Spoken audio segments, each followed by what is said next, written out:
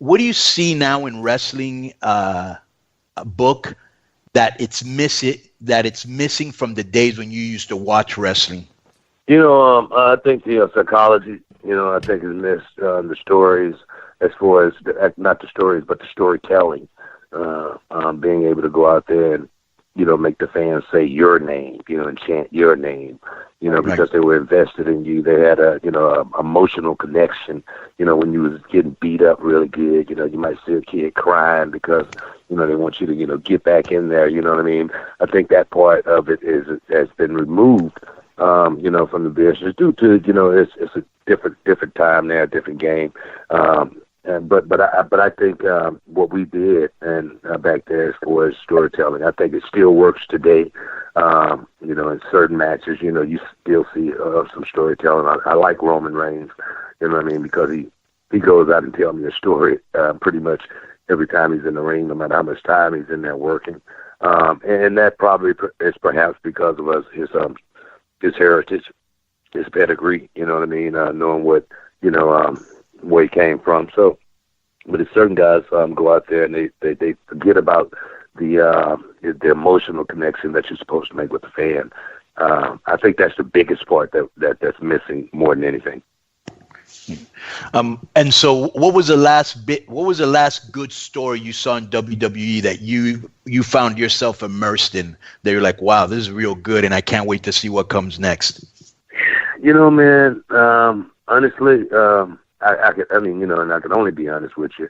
I don't look at it from that perspective these days. I guess because during commentary, it's all every week is pretty much all about the next week.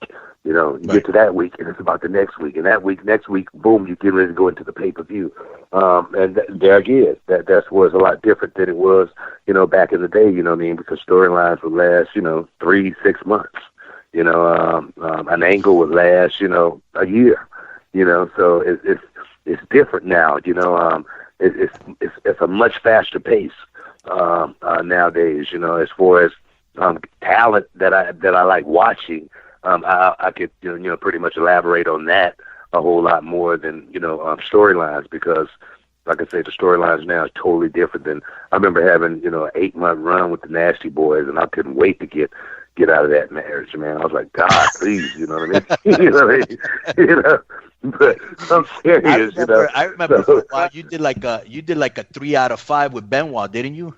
A 4 out of 7. Right? That's the 7. That's the 7. But I tell you, that was the greatest stuff, I was ever a part of. And that like I say, best of 7. It turned into 8 matches, and it was over a period of, 3 months. So the fans got a chance to endure themselves, with Benoit and I, and watch us go out and, create magic and say, okay, let's go out and see if we can give the fan the ultimate thrill ride. Let's go out and see if we can give the fan that ultimate memory that they're going to remember for the rest of their lives. So definitely we had a lot of time to do that, as well as not just a lot of time. We had a lot of time to prepare, for a situation like that. And I think, like I say, time was different then than they are now, but, Benoit and I, we worked our butts off, as well as we told a great story at the same time. The book, how about this? Think about this too. Remember, so this is 20-something years ago, right? And that's back when, like, all of a sudden, things started coming online and stuff, and you were starting to get recognized as a great worker. Benoit was a great worker, and then all of a sudden we see, like, because you're a great worker, well, we got to give this guy time. It's like, weren't you guys the first ones that started, like, the 2-segment matches on, like, where we go to the commercial break and come back because they want to give you so much time to work? And think about how that is today now. We're like, because guys can work, we said, geez, we got to make their matches like 15 minutes long. Hey, man, that was the beauty of going out there and getting yourself over. And Benoit and I, we had a lot of that were, 2-segment matches, where the matches were that good and that exciting to what people, would hang in there and stick in there and come back from the commercial break. Can't wait to finish watching this thing, That's what, I think Benoit and I, we brought that to the table, as well as, that people talk about strong style now. what the hell are they talking about?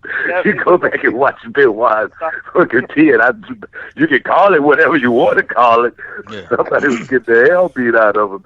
You know, so definitely, we definitely set a standard as far as the game goes.